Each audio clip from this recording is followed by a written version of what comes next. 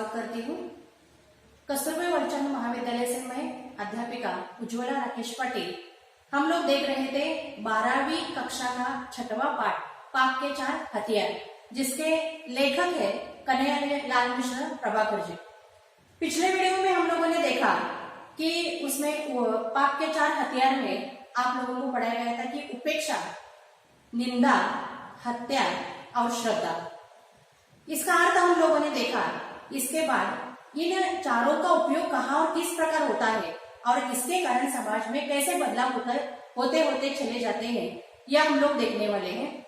पहले देखा कि हम लोगों ने इसके पहले पिछले वीडियो में जॉर्ज बर्नार्ड शॉ का कथन हम लोगों ने देखा। उसके बाद पाप के 4 हथियार जो उपेक्षा, निंदा, श्रद्धा और हत्या, यह हम लोगों ने उसके बारे में जानने की कोशिश की। तो आइए चलिए हम लोग यही 4 जो पाप के 4 हथियार है, इसके बारे में लेखक क्या कहते हैं जान लेते हैं। सुधारक पापों के विरुद्ध विद्रोह का झंडा बुलंद करता है तो पाप और उसका प्रतिनिधि पापी समाज उसकी उपेक्षा करता है, उसकी ओर ध्यान नहीं देता और कभी कभी कुछ सुन भी लेता है तो सुनकर हंस देता है, जैसे वह किसी पागल की बड़बड़ हो, प्रलाप हो। इन क्षणों में पाप का नारा होता है, अरे छोड़ो इसे और अपना काम करो। पहले जो बताया गया, पहले वीडियो में आप लोगों को बताया गया कि उपेक्षा यानी क्या, दूसरों की तिरस्कार करना या उसकी बातों की तरफ ध्यान न देना, नजरअंदाज कर देना, इस प्रकार उपेक्षा का काम रहता है। ठीक उसी प्रकार यहाँ पर सुधारक का काम कैसे रहता है, लेखक ने बताया गया है कि सुधारक पापों के विरुद्ध और भी अपना आवाज बुलंद कर लेता है, यानी झंडा बुलंद करना। इसका मतलब ये मुहावरा है जहां पर आप लोगों को यहाँ दिया गया है। मुहावरे का अर्थ है प्रभाव जमाना। जैसे कि वाक्य में कोई आप प्रयोग कर सकते हैं कि कुछ समाज सुधारक होते हैं, समाज सुधारक विषम परिस्थितियों में भी अपना झंडा बुलंद रखते हैं। आप भी ऐसे वाक्य तैयार कर सकते हैं। तो होता ऐसा है कि पाप और उसका प्रतिनिधि समाज का, ये दोनों भी उतने ही हठीले होते हैं, वो उपेक्षा करते हैं समाज सुधारक का। समाज सुधारक अपना काम करते करते वो अपना झंडा बुलंद करने का प्रयास करता है और जोरों से आवाज उठाने का प्रयास करता है समाज में, तो उसकी ओर ध्यान नहीं दिया जाता, अनसुना कर दिया जाता है, उसकी उपेक्षा कर दी जाती है। तो इस कारण वो उपेक्षा करते करते लोगों को बता देते हैं कि वो पागल है, बड़बड़ा करता है। प्रलाप शब्द का अर्थ दिया है कि निरर्थक बात करना। तो जो सुधारक बात करते हैं उसे निरर्थक माना गया या निरर्थक बकवास करता है, बड़बड़ होती है, वो न सुने तो अच्छा है। इस प्रकार पाप का नारा रहता है कि छोड़ो उसे और अपना काम करो। इसका मतलब उनकी उपेक्षा की जाती है, उनके निरर्थक बातों की ओर ध्यान नहीं दिया जाता। तो ये उपेक्षा करते जब किया जाता है उस वक्त सुधारक और भी अपना आवाज बुलंद करता है और समाज में और अपना स्थान प्रस्थापित करने का प्रयास करता है। सुधारक का सत्य उपेक्षा की इस रगड़ से कुछ तेज होता जाता है। उसके स्वर अब पहले से कुछ पैने हो जाते हैं और कुछ ऊंचे भी। पैने होना है धारदार, नुकीला, ऐसा यहाँ पर शब्द नहीं है। पैना है धारदार और नुकीला। तो यहाँ पर देखिए ऐसा होता है कि सुधारक जो अपना सत्य की उपेक्षा करने वालों के बगैर वो अपना स्थान निश्चित करने के लिए अब उसके धारदार ऐसे शब्दों में उसकी रचना होती है और आवाज में भी बदलाव आ जाता है, कुछ स्वर ऊंचा हो जाता है, क्योंकि वह सोचता है कि यहाँ पर पाप पर विजय पाने के लिए और भी कड़ी मजबूत सत्य का वहां पर अपना स्थान पक्का करने का प्रयास वह करता रहता है। अब समाज का पाप विवश हो जाता है कि वह सुधारक की बात सुने। वह सुनता है और उस पर निंदा की बौछारें फेंकने लगता है। होता ऐसा है कि अब समाज में उनका पाप विवश हो जाता है। विवश होना है लाचार होना, मुहावरा है यहाँ पे, विवश होना है लाचार होना। यहाँ कोई भी वाक्य आप लोग तैयार कर सकते हैं कि वृद्ध लोग वृद्धाश्रम में जाने के लिए विवश हो जाते हैं। ऐसे आप कई वाक्य मुहावरे तैयार कर सकते हैं। तो यहाँ होता है कि अब समाज का जो पाप होता है वह यह मानने के लिए, यानी सुधारक की बात मानने के लिए विवश होता है। उसके पास कोई चारा नहीं होता है दूसरा, क्योंकि पहले तो उपेक्षा करके वो देखता है लेकिन फिर भी सुधारक नहीं मानते, तो सुधारक का यहाँ पर पलड़ा भारी हो जाता है। तो पाप देखता है कि अब आगे किया क्या जाए, तो ये सब कुछ सहन करने के लिए लाचार हो जाता है। वह सुनता है और उस पर निंदा की बौछारें फेंकने लगता है। सब कुछ सुनता है, पहले तो उपेक्षा करता है और बाद में ये सुनने पर मजबूर हो जाता है। सुधारक सत्य और समाज के पाप के बीच यह गालियों की दीवार खड़ी करने का प्रयत्न है। अब यहाँ पर सुधारक क्या करता है कि समाज में सत्य प्रस्थापित करने के लिए, स्थान निश्चित करने के लिए, वह समाज की गाली खाने के लिए भी तैयार हो जाता है। अब यहाँ पाप और सत्य, इन दोनों में और सुधारकों में क्या होता है, एक दीवार खड़ी करने का वो प्रयास करता है। दीवार खड़ी करना मुहावरा है, यानी रुकावट डालना। तो देखिए, समाज में ऐसे कई लोग हैं जो अच्छे काम खुद नहीं करते, दूसरों को भी करने नहीं देते, उल्टा उन्हें रुकावट डालने का प्रयास करते हैं। और इस प्रकार जैसे कि सुधारक के पास जो सत्य है और पापी लोग अनेक लोगों को साथ में लेकर इन दोनों में दीवार खड़ी करने का प्रयास करते हैं और अपना स्थान निश्चित करने का प्रयास करते हैं। जीवन अनुभवों का साक्षी है कि सुधारक के जो जितना समीप है वो उसका उतना ही बड़ा निंदक होता है। यही कारण है कि सुधारकों को प्राय क्षेत्र बदलने पड़े। सुधारकों का प्रयास रहता है हमेशा कि समाज को सुधारना, सत्य प्रस्थापित करना, पाप को तहस नहस कर देना है, पाप नष्ट करना, यह काम उनका होता है। तो पाप का यहाँ पर लेखक ने बताया कि जीवन अनुभवों का साक्षी है। इसका मतलब अनुभव है। आदिकाल से लेकर आज तक जितने भी लोगों ने, समाज सुधारकों ने अपना काम किया है, उस पर पापी लोग हावी होकर अपना काम चलाने का प्रयास किया है। अनुभव ऐसा है कि हम लोग सुधारकों के हाँ में हाँ मिलाए और पीठ पीछे उनकी निंदा करें। निंदा करने वालों को निंदक ऐसे कहा जाता है। यही कारण है कि सुधारकों को प्राय क्षेत्र बदलना पड़ता है, क्योंकि सुधारकों के आगे वो हाजी करते हैं और सुधारकों के पीछे वे दूसरे लोगों को भड़काने का प्रयास करते हैं और अपना काम चलाते हैं। इस प्रकार उनका हमेशा निंदक का काम रहता है। तो इसके कारण जो समाज सुधारक है उन्हें क्षेत्र बदलने पड़ेंगे। इन क्षणों में पाप का नारा होता है, अजीब बेवकूफ है, लोगों को बेवकूफ बनाना चाहता है। पहले देखे हम लोगों ने उपेक्षा देखी कि लोग नजरअंदाज कर देते थे, ध्यान नहीं देते थे। बाद में निंदा देखी कि लोग सुनते थे और पीठ पीछे निंदा किया करते थे। इसका मतलब सुधारक की बात सुनने के लिए वो मजबूर हो जाते हैं। आगे वो हांजा करते हैं और पीछे जाकर वही लोग उनके पीछे जाकर दूसरों लोगों को भड़का देते हैं कि वो बेवकूफ है, कुछ भी वह दूसरों को फंसाने का प्रयास करता है, आप उसकी बात मत सुनिए। ऐसा नारा पाप का रहता है। सुधारक का सत्य निंदा की रगड़ से और भी प्रखर हो जाता है। अब उसकी धार चोट ही नहीं करती, काटती भी है। पाप के लिए यह चोट धीरे धीरे असह्य हो उठती है और वह बौखला उठता है। अब वह अपने सबसे तेज शस्त्र को हाथ में लेता है। यह शस्त्र है हत्या। तीसरी कड़ी जो आ जाती है, जैसे कि पहले बताया उपेक्षा के बाद आती है वहां पर निंदा के बाद हत्या। इसका मतलब समाज में दो पद, यानी एक सुधारक का सत्य और यह पापी लोगों का पाप। तो यहाँ पर होता है ऐसा कि सुधारक का सत्य निंदा की इस रगड़ से और भी प्रखर हो जाता है। देखता है वो समाज में कि पीठ पीछे उसकी निंदा करने वाले कई अधिक लोग हैं, बुराई करते हैं उसका। ये लोग सोचते हैं, समझते हैं, लेकिन फिर भी उसकी तरफ ध्यान नहीं देते। सुधारक अपना काम करता ही रहता है, वो इस चोट को नहीं सहते और भी वो तेज धार कर देते हैं अपने सत्य को प्रस्थापित करने के लिए सुधारक लोग। तो होता ऐसा है कि यहाँ पर पाप ये चोट सहन नहीं कर लेता है, वो असह्य हो जाता है, उसे सहन नहीं होता है, तो बौखला उठता है और सोचता है कि सबसे तेज शस्त्र का वो प्रयोग करता है और वह है हत्या। तो यहाँ पर वार चलाकर वो जो हत्या करता है, इसे इस समाज में सब कुछ यहाँ पर खत्म हो जाता है, यानी उसकी हत्या कर देता है सुधारक का। तो होता ऐसा है कि जैसे कि जिन लोगों की उन्होंने हत्या की, कुछ लोगों के नाम दिए हैं। सुकरात के लिए यह जहर का प्याला है, तो ईसा के लिए सूली, दयानंद के लिए यह पीसा कांच है। इन क्षणों में पाप का नारा होता है, ओह मैं तुम्हें खिलौना समझता रहा और तुम सांप निकले, पर मैं सांप को जीता नहीं छोड़ूंगा, पीस डालूंगा।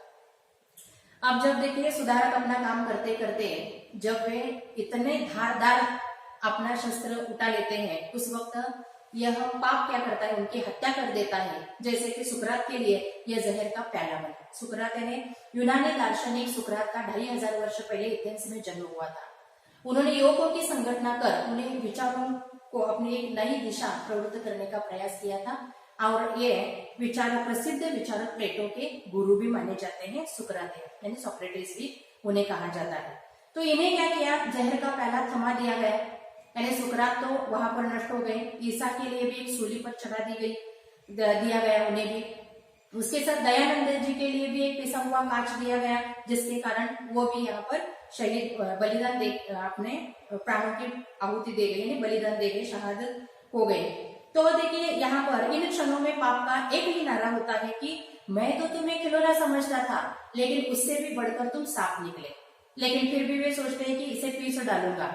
लेकिन ये यहाँ पर सत्य प्रस्थापित करने के लिए जिन लोगों ने अपने प्राणों की आहुतियां यहाँ पर बलिदान दिया, वो कभी व्यर्थ नहीं जाते हैं।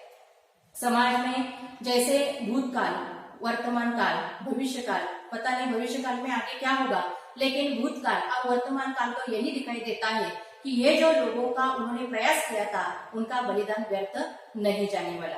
इस पर होता ऐसा है कि ये जो पाप है वह धीरे धीरे क्षीण होने लगता है। सुधारक का सत्य हत्या के इस संघर्षण से प्रचंड होता है। शहादत उसे ऐसी धार देती है कि सुधारक के जीवन में उसे जो शक्ति प्राप्त न थी, अब वह हो जाती है। सूर्यों का ताप और प्रकाश उसमें समा जाता है, बिजलियों की कड़क और तूफानों का वेग भी। होता ऐसा है कि इस हत्या के बाद सुधारक का जो सत्य था वह सत्य प्रस्थापित तो हो ही चुका है, उसे घर्षण से प्रचंड ऐसा उठता है और शहादत ने जो बलिदान देकर गए हैं उन सुधारकों के जीवन में एक विशिष्ट ऐसी शक्ति प्राप्त हो जाती है। जैसे कि देखिए वहां पर सूर्यों के एक विशिष्ट ऐसा प्रकाश या ताप वहां दिखाई देता है, बिजलियों की कड़क और यहाँ तूफानों का वेग उसमें समा जाता है। इससे क्या होता है कि पाप डर जाता है, पाप कांपता है और अब उसे लगता है कि इस वेग में वह पिस जाएगा, बिखर जाएगा। तब पाप अपना ब्रह्मास्त्र तोलता है और तोलकर सत्य पर फेंकता है। यह ब्रह्मास्त्र है श्रद्धा। यहाँ ब्रह्मास्त्र का अर्थ अलग है, श्रद्धा इस अर्थ से है, श्रद्धा इसका मतलब पूजा यहाँ पर होती है। लेकिन यहाँ ब्रह्मास्त्र जो हमें पुराणों में देखने के लिए मिलता है, एक अस्त्र है जो अंतिम अस्त्र माना जाता है, जो शत्रुओं का विनाश करने के लिए अंत में महाभारत और रामायण में आप लोग देख चुके होंगे कि उसमें इस अस्त्र का प्रयोग किया गया था। जो ब्रह्मास्त्र अंतिम वक्त जब युद्ध भूमि में शत्रु का विनाश करने के लिए या असुरों का विनाश करने के लिए इस अस्त्र का प्रयोग किया जाता है, वह रहता है ब्रह्मास्त्र। तो यह अंतिम अस्त्र माना गया है, इसलिए इस समाज सुधारकों में या इस हमारे हिंदी साहित्य में आप लोगों को बताया है इस अस्त्र का उपयोग कहाँ किया गया है। तो यहाँ पर श्रद्धा इस अर्थ से उस अस्त्र का प्रयोग किया है।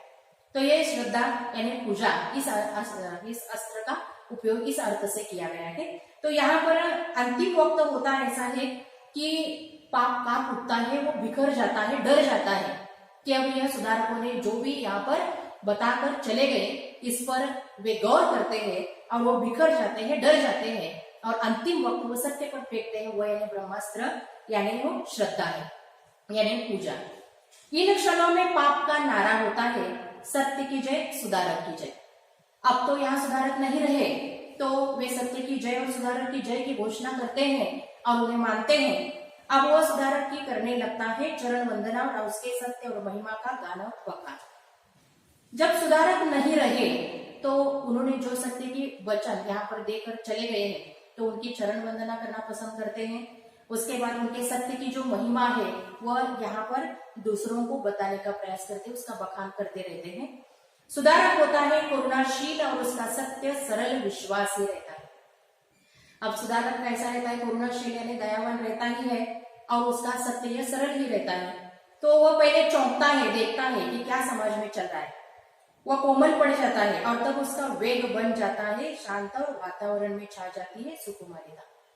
पहले जैसे वो कड़क भूमिका लेकर वह बना था, अब उसे समझ में आ गया है कि समाज में कई लोगों ने इसे स्वीकार कर लिया है, सत्य की विजय हो चुकी है और यहाँ पर वह उनका गान और बखान हो रहा है। तो ये करुणाशील सुधारक और सत्य सरल विश्वासी ऐसा वो पहले चौंकता है, कोमल पड़ता है और बाद में वह शांत वातावरण में सुकुमारिता में ठहर जाता है। पाप अभी तक सुधारक और सत्य के जो स्तोत्र पढ़ता जा रहा था उनका करता है यूं उपसंहार। सुधारक महान है, उपसंहार करना है, एक अंतिम निष्कर्ष निकाला जाता है। पाप निकालता है निष्कर्ष सुधारक के बारे में कि सत्य क्या है या सुधारक क्या है, यह निष्कर्ष या सार के रूप में, उपसंहार है निष्कर्ष या सार के रूप में वो बताते हैं कि सुधारक क्या है, तो सुधारक महान है, वह लोकोत्तर है, मानव नहीं, वह तो भगवान है, तीर्थंकर है, अवतार है, पैगंबर है, संत है। उनकी वाणी में जो सत्य है वह स्वर्ग का अमृत है, वह हमारा वंदनीय है, स्मरणीय है, पर हम पृथ्वी के साधारण मनुष्यों के लिए वैसा बनना असंभव है। उस सत्य को जीवन में उतारना हमारा आदर्श है, पर आदर्श को कब, कहां, कौन पा सकता है? और इसके बाद उसका नारा हो जाता है, महाप्रभु सुधारक वंदनीय है, उसका सत्य महान है, वो लोकोत्तर है। लोकोत्तर एक विशिष्ट व्यक्ति या सामान्य लोगों से ऊपर ऐसा स्थान जिसका होता है उसे लोकोत्तर ऐसे कहा जाता है। तो यहाँ पर पाप सुधारक के बारे में जो तुलना हुआ करता है, सत्य की विजय हो जाती है, उसका स्तोत्र पढ़ता है और कहता है कि यहाँ पर एक सारा एक निष्कर्ष निकाला जाता है कि सुधारक कैसे थे, महान थे। सुधारकों में यहाँ पर उन्होंने लोकोत्तर का एक विशिष्ट स्थान से प्राप्त करा दिया है, यानी सर्वसामान्य लोगों से वे परे हैं, ऐसा उन्होंने समझ लिया। वो मानव निश्चित नहीं है, तो वे भगवान है, तीर्थंकर है, अवतार है, पैगंबर है, संत है। उन्होंने ही कहा, दो पाप का यह नारा रहता है, तो आगे वे कहते हैं कि यह सत्य है और यह स्वर्ग का अमृत भी है। ये सुधारक है उनका वचन, इसीलिए हम लोग उनके वंदनीय हैं और पृथ्वी के सर्वसाधारण मनुष्यों से भी यह संभव नहीं है, ऐसा उन्होंने असंभव ऐसा काम किया है। जो सत्य हमारा आदर्श है और आदर्श कब कहाँ तक हम लोग इसे पा सकते हैं, और इसके बाद वह नारा हो जाता है उनका कि महाप्रभु सुधारक जी का वो वंदनीय है, सत्य है, महान है और इन्हें लोकोत्तर है, ऐसे अंत में कहा जाता है। यह नारा ऊंचा उठता रहता है, अधिक से अधिक दूर तक उसका गूंज फैलती रहती है, लोग उसमें शामिल होते रहते हैं, पर अब उस सबका ध्यान सुधारक में नहीं, उसकी लोकोत्तरता में समाया रहता है। सुधारक के सत्य में नहीं, उसके सूक्ष्म से सूक्ष्म अर्थों और फलित अर्थों के करने में जुटा रहता है। अब होता ऐसा है कि अब तक आप लोगों ने देखा कि सत्य की विजय, सुधारक जी की विजय, यह गूंज उठती है। अब यहाँ सुधारक को नहीं, तो उसकी लोकोत्तरता है, उनमें जो एक विशिष्ट स्थान उन्हें दिया गया, उसमें लोकोत्तरता एक विशिष्ट सामान्य लोगों से वे कैसे परे हैं, एक विशिष्ट व्यक्ति कैसे है, यह बताने का प्रयास करते हैं। सुधारक के सत्य में ही नहीं, तो उनके सूक्ष्म से सूक्ष्म उनके अर्थ यानी समझ लेते हैं सत्य का अर्थ और उसका फलित अर्थ, यानी उससे निकलने वाला जो भी वो फलित अर्थ होगा उसे जुटाकर उसमें वो ध्यान केंद्रित करते हैं, सुधारक और उस सत्य को छोड़कर। अब सुधारक के बनने लगते हैं स्मारक और मंदिर और उसके सत्य के ग्रंथ और भाष्य।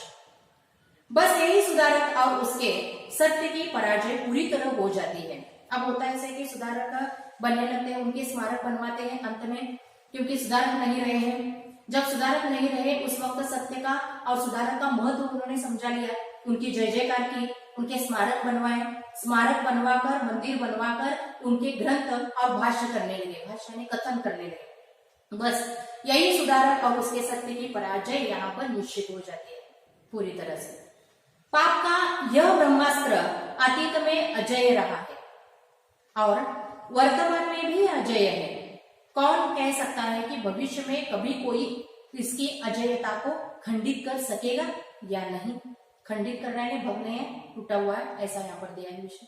तो देखिए यहाँ पर ब्रह्मास्त्र जो अंतिम अस्त्र है, यानी जो पूजा की जाती है उनकी, तो श्रद्धा रखी जाती है, तो वह अजय है, जिसे जीता नहीं जा सकता, उसे अजय कहा जाता है। शब्द समूह के लिए एक शब्द में यह भी आ सकता है। तो यहाँ वर्तमान काल में, भविष्य काल में, वर्तमान काल में यहाँ पर बताया गया है कि भूतकाल और वर्तमान काल में ये अजय है, तो भविष्य काल में इसके बारे में नहीं कहा जा सकता कि आगे जाकर वह अजय है या नहीं, इसके बारे में खंडित किया गया है, शंका है। तो इसलिए लेखक अंतिम वक्त कहते हैं कि आज तक हम लोग देखते चले आ रहे हैं, सुधारकों का यह सिलसिला चला आ रहा है, आगे भी चलता रहेगा, लेकिन निश्चित रूप से वे अजय रहेंगे या नहीं, इसके बारे में उन्हें मन में शंका है। इस प्रकार यहाँ पर पाप के 4 हथियार यहाँ पर जो आप लोगों को बताया गया है कि उपेक्षा, निंदा, हत्या और श्रद्धा के माध्यम से कन्हैयालाल मिश्र प्रभाकर जी ने यह निबंध दिया गया है। तो हम लोग यहाँ पर यह पूरा पाठ हो जाता है। अब इसका आप लोगों को बीच बीच में जो प्रश्न आप लोगों को बताए गए हैं उसका आप लोग कल में स्वाध्याय कीजिए। धन्यवाद।